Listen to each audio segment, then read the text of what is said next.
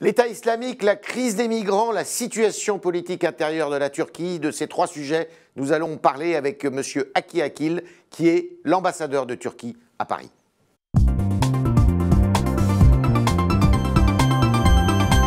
Monsieur l'ambassadeur, bonjour. Bonjour. Bienvenue dans ces studios.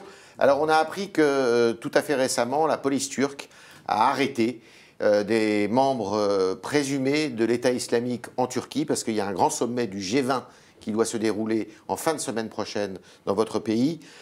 L'État islamique, ils sont présents en Turquie? Ben, disons que, comme dans tous les pays, ils ont également leur réseau en Turquie, comme dans d'autres pays de l'Europe ou de l'Afrique, du Moyen-Orient. Et la police turque est en train de donner des coups de filet à tous les gens qui sont présumés. Présumés. Vous n'avez aucune idée du nombre de militants de l'État islamique? Malheureusement, si on pouvait avoir une idée sur le nombre, donc la lutte sera beaucoup plus facile. Pour vous, le crash qui a eu lieu dans le Sinaï de cet avion qui transportait des ressortissants russes, c'est un crash qui est dû à un attentat? Écoutez, nous n'avons pas plus d'informations que vous. Vous savez que les Américains et les Anglais disent qu'il y a une forte probabilité que ce soit une bombe qui a explosé dans l'avion.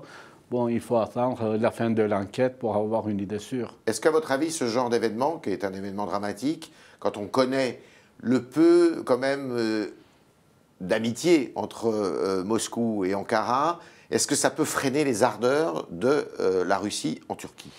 Écoutez, nous avons beaucoup d'amitié avec la Russie. Nous jouissons de très bonnes relations avec la Russie. Il y a des dossiers sur lesquels nous ne sommes pas d'accord. Nous avons des différends.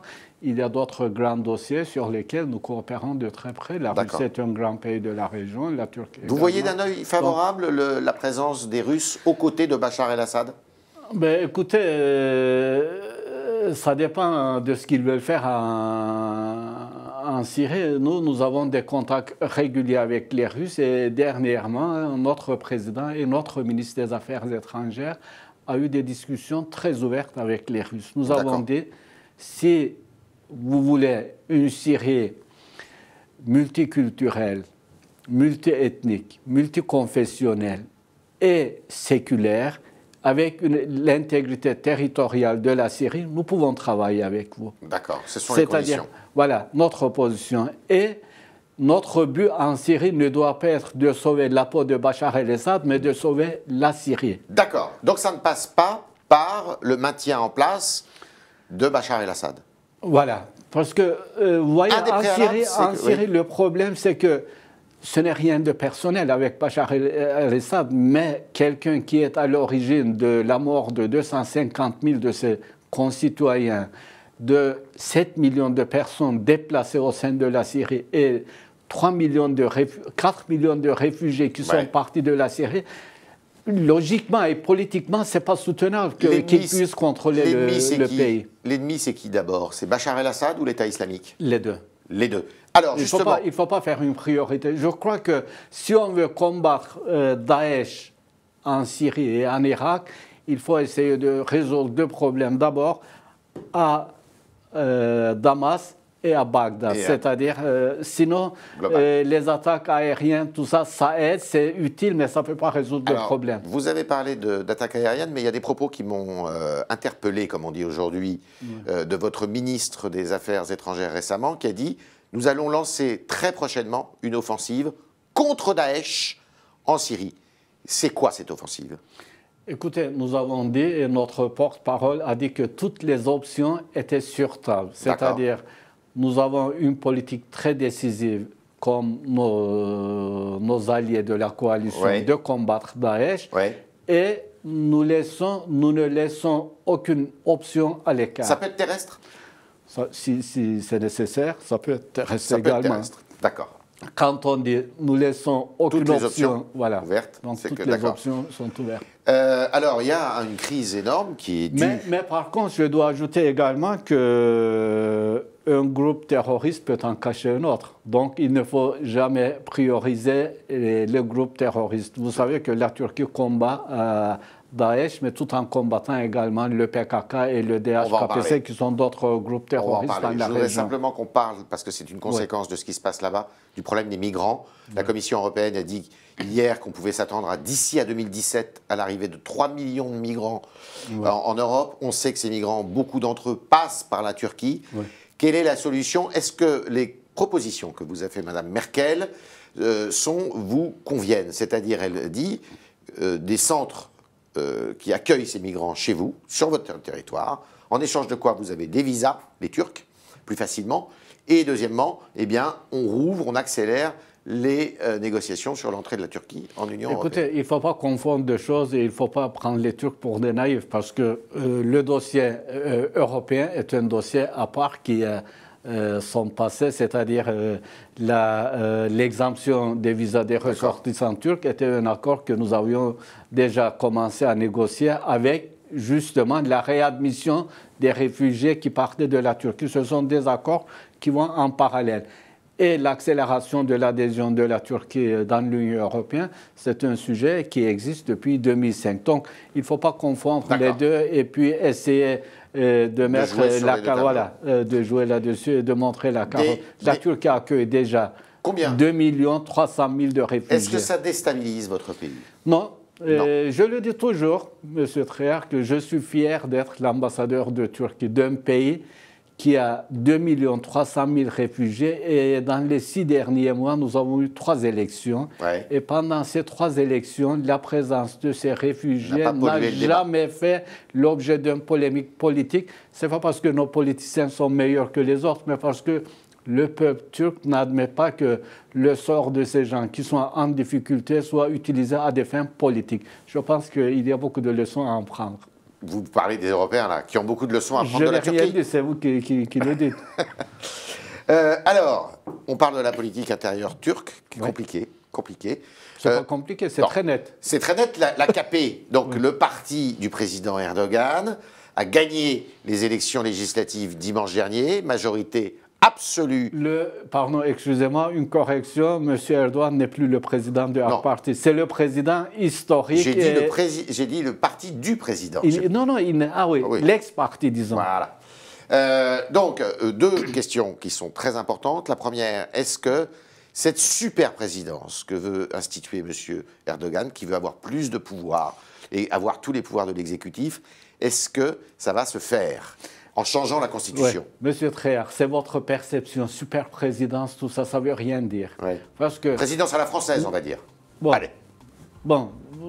Non, ça, vous ne pouvez pas me le nier. Non, parce que la Constitution actuelle donne déjà pas mal de pouvoir au président en Turquie parce que c'est une constitution qui a été faite sur mesure par les militaires quand ils ont fait le coup d'État en 1980. Même si nous avons fait plusieurs améliorations, l'âme et l'esprit de la constitution est là. Alors, il y a le président Erdogan qui dit que un régime présidentiel sera beaucoup mieux pour la Turquie qu'un régime parlementaire. Mais c'est le Parlement qui doit en décider. Déjà, au Parlement, nous avions commencé à travailler sur une constitution civile dans l'Assemblée précédente. Vous êtes favorable, vous, à cette modification? Écoutez, moi, je dis toujours que les régimes ne sont pas importants. L'important, c'est la culture démocratique dans un pays. Que le régime soit présidentiel ou parlementaire, si vous n'avez pas une culture démocratique, une expérience démocratique, tout ça, ça ne change rien. Alors, que ce soit le régime. Aux États-Unis, vous avez un régime présidentiel et la démocratie. L'autre gros sujet, c'est la question kurde, avec le PKK, qui est un mouvement qui vient de rompre le cessez-le-feu en disant qu'il reprenait les armes contre le pouvoir central d'Ankara. Et M. Erdogan a dit qu'il voulait liquider ce problème-là. Ça passe par quoi, la cessation des hostilités entre Ankara et le PKK? Écoutez, avec le PKK, le président actuel, M. Erdogan, quand il était Premier ministre, avait lancé un processus de paix. Et M. Öcalan, le leader historique du PKK, de sa prison, avait demandé au PKK de laisser les armes. Maintenant, c'était la période de la lutte démocratique, de laisser les armes et de quitter le territoire turc. Et malheureusement, les militants, les éléments armés du PKK n'ont pas obéi à cet ordre. Plutôt que de quitter la Turquie, ils sont descendus dans les villes. Et pendant tout ce processus de paix, ils se sont installés dans les villes, ils ont creusé les haies, placé des bombes pour préparer leur future guerre contre l'État turc. Et quand ils ont pensé que les choses allaient favorablement pour eux après les événements en Syrie et qu'ils avaient profité d'un certain, disons, sympathie dans les pays occidentaux, ils ont rompu unilatéralement le cessez-le-feu, ils ont repris les armes. Répondez-moi franchement, si c'est possible. Sûr. J'étais toujours très franc. Exactement. Les Kurdes, ils sont en Turquie, en Syrie, en Irak. Vous redoutez plus que jamais la constitution d'un État kurde aux portes de votre pays? Écoutez, je ne pense pas que ce soit au profit des Kurdes de se battre pour un État kurde qui va réunir des populations qui n'ont pas toujours entre elles, d'ailleurs. Voilà, qui n'ont pas les mêmes cultures. Je veux dire, les Kurdes qui vivent en Turquie n'ont rien à voir avec les Kurdes qui vivent en Irak ou en Syrie. Ils ont eu toute une autre expérience politique, économique. Est-ce que le PKK les Kurdes en Turquie aujourd'hui sont beaucoup plus nombreux dans l'Ouest que dans les régions. Vous voulez dire que le PKK n'est pas représentatif de la population kurde qui habite en Iran? De toute façon, s'ils étaient représentatifs, M. Tréhard, vous ne pouvez pas combattre contre 7 millions ou 8 millions de personnes. Si le PKK avait vraiment une base solide dans la population kurde, un pays ne peut pas combattre ses concitoyens qui sont 7 millions, 6 millions. Le PKK est un mouvement terroriste. Comme les autres, oui. D'accord. Et il faut le liquider. Et qui avait été également créé par le père Assad en 1984. Comme quoi vous aimez vraiment beaucoup Damas. Hein. Comme quoi Daesh a été un pur produit du fils Assad, Bachar al-Assad. La Turquie restera telle qu'elle est aujourd'hui avec ce problème kurde qu'elle va liquider, c'est ça? Le problème kurde, je pense que le problème, c'est plutôt le problème du terrorisme. Si on peut résoudre le problème du PKK, je pense qu'on ne va pas parler du problème kurde. D'accord. Et je peux dire, si vous me laissez ajouter une chose. Bien sûr. Il ne faut pas oublier que la Turquie, quand même, c'est un pays qui n'a connu que des guerres depuis la révolution islamique, c'est-à-dire qui a commencé avec la guerre irako-iranienne dans les années 80, après les deux guerres du Golfe, après la guerre en Géorgie, la guerre arméno-azerbaïdjanaise, après il y a eu l'Ukraine, la Crimée, il y a eu la crise économique en Grèce, c'est-à-dire à nos frontières depuis 30 ans, il n'y a eu que des guerres et des crises. Et la Turquie est le seul pays dans cet environnement qui a su garder sa démocratie, qui a organisé ses élections à temps et également qui a connu une croissance économique de moyenne de 6% par an. C'est pas chose facile, je vous assure. Pas de rêve ottoman de reconstituer l'Empire ottoman. Mais ça, c'est des perceptions, des élucubrations des trucs d'intellectuels parisiens, ça. Mais comment vous pouvez recréer un empire ottoman? Je veux dire, ça n'a aucun sens. Petite dernière question. Il y a un film qui sort la semaine prochaine, vous avez sans doute entendu parler, Histoire de fou de Robert Guédiguian qui revient sur ce que vous n'appelez pas, mais ce que d'autres appellent le génocide arménien en Turquie. Est-ce que vous irez voir ce film? Écoutez, nous avons eu un aperçu, mais j'ai honte de ce film parce que ça fait l'apologie de la crime et des assassinats des diplomates turcs qui ont été perpétrés par les éléments d'Assalah. En fait, le film essaie de, comment dirais-je, d'un certain point de vue de légaliser les actes terroristes d'Assalah. Et ça me fait honte parce que nous avons perdu 42 diplomates avec les actes terroristes d'Assalah. C'est un diplomate qui parle en plus. Mais oui. Et en plus, j'ai perdu des amis. C'était le talk de Haki Akil, l'ambassadeur de Turquie à Paris, qui nous a dit beaucoup de choses. D'abord, eh bien qu'il fallait régler le problème kurde et que le PKK était un mouvement terroriste qu'il fallait éliminer. Deuxièmement, pour le problème, la crise migratoire, eh bien la Turquie n'en fait pas un objet de politique intérieure. Elle estime qu'il faut un devoir d'humanité d'une certaine façon vis-à-vis de ces populations. Et la solution en Syrie, elle ne passe pas par Bachar el-Assad. Les deux ennemis, eh bien, il n'y a pas de priorité. Les deux ennemis à cette frontière, c'est à la fois le régime de Damas, de Bachar el-Assad, et l'État islamique contre lequel la Turquie ne se refuse aucun moyen de lutte. Merci, monsieur l'ambassadeur. Merci à vous.